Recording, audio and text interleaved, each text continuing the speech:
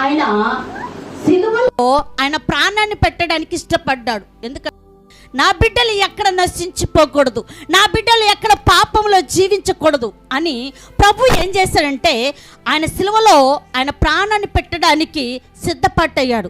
మరి ఇంతవరకు వాక్యం విన్నాం 6 మంది దగ్గరికి. మొదటిగా హన్న దగ్గరికి తీసుకెళ్లారు, కయప్ప దగ్గరికి తీసుకెళ్లారు, అలాగే యాజకులు అనేకుల దగ్గరికి రాత్రంతా తిప్పారు. ఆయనలో ఏమైనా లోపం ఉందా? ఏ లోపము లేదు, ఏ పాపము లేదు. లోపం ఉన్నది మనుషులమైన మనలోని, పాపం ఉన్నది మనలోని. అయినప్పటికీ ఆయనలో ఏ లోపము లేకపోయినా వాళ్ళు ఎలా చెప్తే అలా రాత్రంతా వాళ్ళు చెప్పిన ప్రకారం నడుచుకున్నాడు. రాత్రంతా ఆయన చెప్పిన ప్రకారం నడుచుకుంటూ ఆయన దేవుడు, ఆయనకి ఏదైనా అధికారం ఉంది, వాళ్ళని శిక్షించడానికి కూడా అధికారం ఉంది. కానీ శిక్షించలా, తండ్రికి లోబడ్డాడు. తండ్రికి లోబడ్డాడు కనుక వారు ఎన్ని తిప్పలు, ఎన్ని హింసలు, ఎన్ని బాధలు ఆయనను ఉమ్మేసి గుద్ది కొరడాలతో కొట్టినప్పటికీ నోరు తెరవల. ఎందుకో తెలుసా? మన కొరకు, మన పైన ఆయనకున్న ప్రేమను బట్టి. ఆయనను కొట్టుతున్నప్పుడంట కొరడాతో ఇట్లా కొట్టినప్పుడు ఆ కొరడాకు జంతువుల యొక్క ఎముక ఉంటుంది, పళ్ళు ఉంటాయి కదా, ఆ పళ్ళు ఉంటాయంట. అవి దేవునికి ఇలా కొట్టగానే అవి ఇలా పడి ఆయన మాంసము బయటకు వస్తున్నదంట. ఎంత ఘోరం అండి! ఏ రోజైనా ఆలోచించావా ఆయన ఎందుకు నా పైన అంత ప్రేమ చూపాడు, నా మీద ఉన్న దోషం ఆయన మీద వేసుకున్నాడు? ఏ రోజైనా మనుషులు ఆలోచించారా? ఆలోచించట్లేదండి. కానీ ప్రభు ఏం చేశాడంటే కొరడాలతో కొట్టినప్పుడల్లా వేదన పడుచున్నాడు. వేదన పడిన ఒక్క మాట ఆయన నోటితో ఒక్కరిని కూడా తప్పుగా మాట్లాడాల, నోరు తెరవల.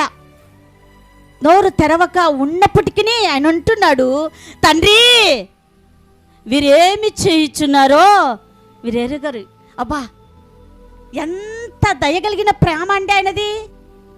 ఆయన ఎంత గొప్ప దేవుడు కదండి! ఈ భూమి మీద ఆయనంత త్యాగం ఎవరు చేయలేదు. ఆయనలో ఉన్న ప్రేమ ఏంటంటే నా బిడ్డల కొరకు నేను శ్రమ అనుభవిస్తున్నా, నా బిడ్డల కొరకు నా ప్రాణాన్ని పెడుతున్నా. ఎందుకో తెలుసా? నా బిడ్డలు పాపం లేని వారుగా బ్రతకాలి, నా రక్తం ద్వారా వారు కడగబడాలి, వాళ్ళు పరిశుద్ధులుగా జీవించాలి అని ఆయన నోరును ఆయన మౌనంగా ఉంచుకున్నాడండి. మౌనంగా ఉంచుకున్నాడు. ఆయన అన్న మాటలో 3 లక్షణాలు ఉన్నాయి. ఏంటి ఆ 3 లక్షణాలు అంటే, దేవుడు తండ్రి వీరేమి చేయుచున్నారో ఏం తెలియదంట వాళ్ళకి, వీరు ఎరగరు. ఎంత జాలి కలిగిన మనసు అండి! వీరు ఎరుగరు, వారు నేను దేవుడని తెలియకనే వాళ్ళు తప్పు చేస్తున్నారు. నాయనా క్షమించు. తన తండ్రి చిత్త ప్రకారం ఈ భూమి మీదకి వచ్చాడు, తండ్రికి మొర పెడుతున్నారు. తండ్రి వీరు ఏమి చేయించున్నారో వీరు ఎరుగరు అంటే ఆ 3 లక్షణాలు ఏంటంటే, మొదటి లక్షణం ఏంటంటే ఆయనలో ఉన్నది క్షమా హృదయం కలిగిన వాడు. ఎలాగా? క్షమా హృదయం అంటే క్షమించే మనసు. వారు హింసించినా, ఆయనను కొరడాలతో కొట్టినా, ఆయనను నిందలు మోపినా, ఆయనను బాధ పెట్టినా క్షమించే మనసు ఉంది ఆయనకి. మనుషులకు ఉండదండి. ఆయన దేవుడు కనుక క్షమిస్తున్నాడు. అదే మనుషులను అలా కొట్టి ఏం చేస్తాం? ఎన్ని దూషిస్తారో మనుషులైతే కదా, ఎన్ని మాటలు మాట్లాడతారో. కానీ దేవుడు అంటున్నాడు, క్రీస్తు అంటున్నాడు, తండ్రి వీరేమి చేయుచున్నారో వీరు ఎరుగరు, వీరిని క్షమించు అంటున్నాడు. శిక్షించన్లా అన్నాడా ప్రభు? అన్లా. అయ్యా వీరిని క్షమించు, వీరు తెలియకనే తప్పు చేస్తున్నారు ప్రభా, వీరిని క్షమించు అని ఈయన క్షమా హృదయం కలిగిన వాడంట. ఆయనలో ఎంత మంచి మనసు అండి! ఆయనను సిలువ వేసేటప్పుడంట, ఆయనను కొరడాలతో కొట్టేటప్పుడంట అక్కడున్న యూదులందరూ కలిసి ఏం చేస్తున్నారంటే ఒక కుక్కను తెచ్చారంట దగ్గరికి. చరిత్ర చెప్తుంది, ఒక కుక్కను తెచ్చి కాలు విరగొట్టాడంట.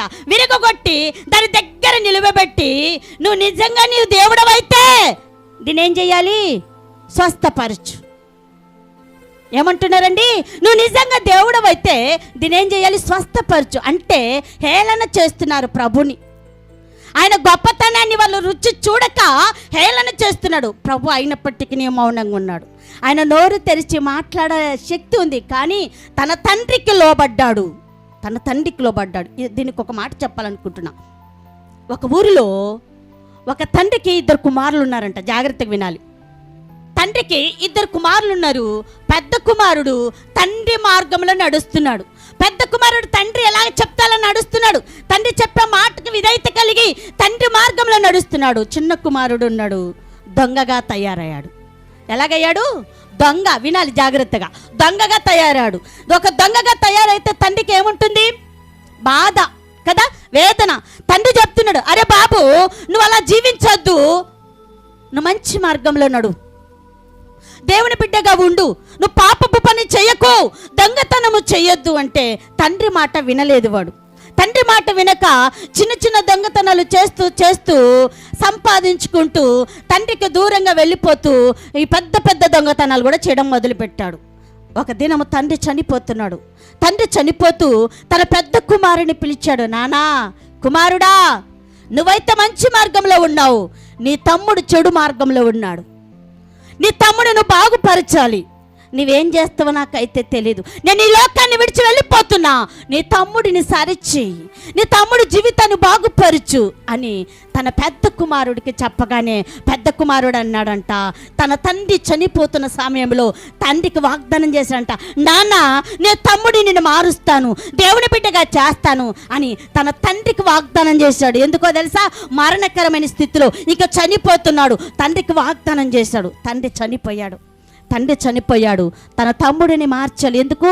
తండ్రికి వాగ్దానం చేశాడు, ఎలాగైనా సరే నా తమ్ముడి జీవితాన్ని నేను బాగుపరచాలి, నేనైతే మంచి మార్గంలో ఉన్నా, నా తమ్ముడు చెడు మార్గంలో ఉన్నాడని తన అన్న వేదన పడుచుండగా ఈ తమ్ముడు చెప్పిన మాట వినడం లేదు. దొంగతనాలకు అలవాటు పడ్డాడు, చెడు మార్గంలో తాగుడుకు బానిసైపోయాడు, పాప జీవితంలో జీవిస్తూ ఒక దినము ఇలాగే దొంగతనము చేస్తూ ఉండగా చిన్న చిన్న దొంగతనాలపై పెద్ద దొంగతనాలు చేయడం మొదలుపెట్టాడు. పెద్ద దొంగతనాలు చేస్తున్నప్పుడు వారు అడ్డగించగా హత్య చేశారు.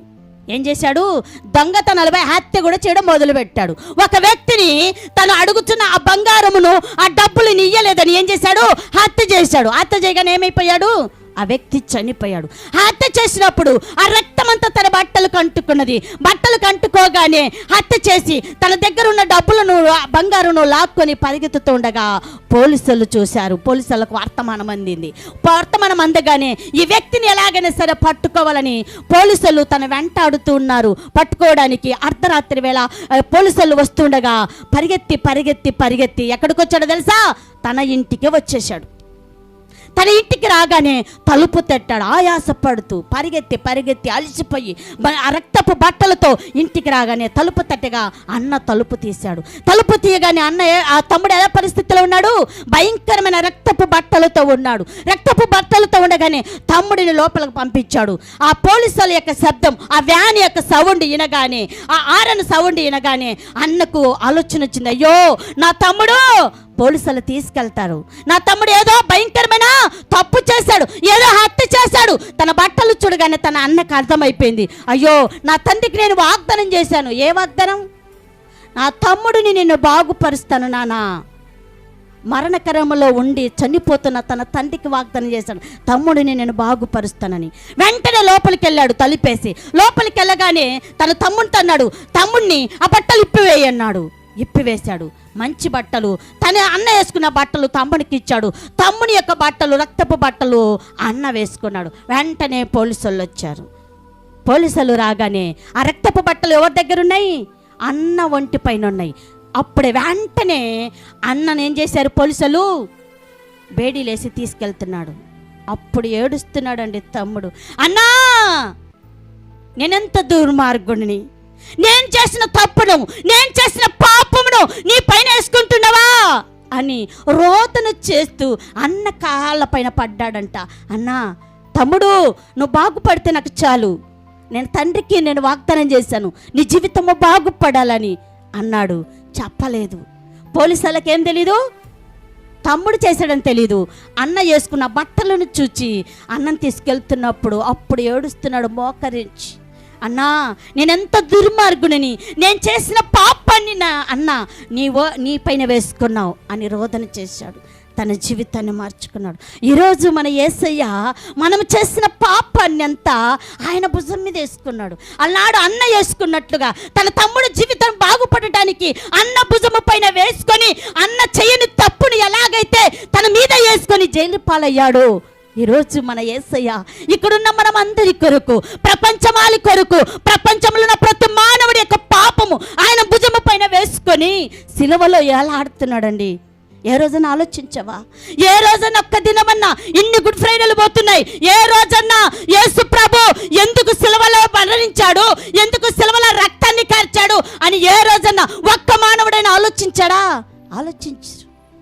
ఇది ఒక ఆనవాయితీగా జరిగిపోతుంది. కానీ మన జీవితాలలో ప్రభు నా కొరకే చేశాడని నువ్వు ఒక్కసారి నువ్వు పరీక్షించుకోవాలి. దేవుడు ఎంత గొప్ప దేవుడు! ఈ లోకంలో నేను చేసిన ప్రతి పాపాన్ని ఆయన భుజం మీద వేసుకున్నాడే. ఏ లోపము లేనివాడు పరిశుద్ధుడైన దేవుడు ఆయన మీద వేసుకొని నా పాపాన్నంతా ఆయన మోసాడే అని ఏ రోజన్నా ఏ స్త్రీ కానీ ఏ పురుషుడు కానీ ఆలోచించారండి? ఆలోచించలేదు. ఆయన ప్రేమ అలాంటిది. ఆయన ప్రేమ అలాంటిది కనుక మొదటిగా తండ్రి వీరేమి చేయించున్నారో వీరు ఎరుగరు కనుక వీరిని క్షమించు అని ఏం చెప్పాడంటే క్షమాగుణము హృదయము కలిగిన వాడు మొదటిగా. రెండోది కూడా ఆయన ఏంటంటే శత్రువులను ప్రేమించేవాడు. ఎవరినండి? శత్రువులు. ఆయన దగ్గర ఉన్న వారందరూ ఎవరు? శత్రువులు. ఆయన హింసిస్తున్నారు, కొరడాలతో కొడుతున్నారు, హేళన చేస్తున్నాడు. యవనస్తులందరినీ తీసుకొచ్చి చరిత్ర చెప్తుంది, స్త్రీలను యవనస్తులను తెచ్చి యేసు ప్రభు ఎదుట పాపపు పని చేపిస్తున్నారు. ఏంటంటే ద్రాక్షారసపు తాగించడం, దేవుడికి వ్యతిరేకమైన పని చేస్తున్నారు. నువ్వు దేవుడవు కదా, మరి రక్షించు. హేళన. అయినా క్షమించాడు. శత్రువులుగా ఉన్న కూడా రెండోదిగా ఏం చేశాడు? క్షమించాడు. క్షమాగుణము కలిగిన వాడు మన యేసయ్య. శత్రువులను హింసించే వారిని కూడా క్షమించేవాడు. మూడోది హింసించుతున్న వారి కొరకు ప్రార్థన చెయ్యాలంట. అక్కడ హింసించింది ఎవరు? అనేకులు. ఆ సిలువలో ఏం చేస్తున్నాడైనా? ప్రార్థన చేస్తున్నాడు. ఎలా? ప్రభా, తండ్రి, నా గొప్ప దేవా, వీరేమి చేస్తున్నారు వీరు ఎరుగరు కనుక వీరిని క్షమించు అని దేవునికి మొరపెడుతున్నారు. ప్రేమైన దేవుని బిడ్డలారా, ఏ రోజన్నా మనం అలా మొరపెట్టామా? శత్రువుల కొరకు మొరపెట్టామా? హింసించే వారి కొరకు ప్రార్థన చేశామా? అదే అండి మనకు దేవునికి ఉన్న గొప్పతనం.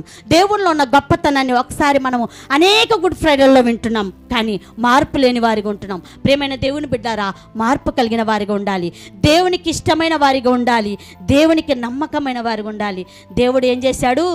ప్రేమమయుడు, క్షమించే దేవుడు, వాళ్ళను శత్రువుల కొరకు ప్రార్థన చేయగలిగిన దేవుడు.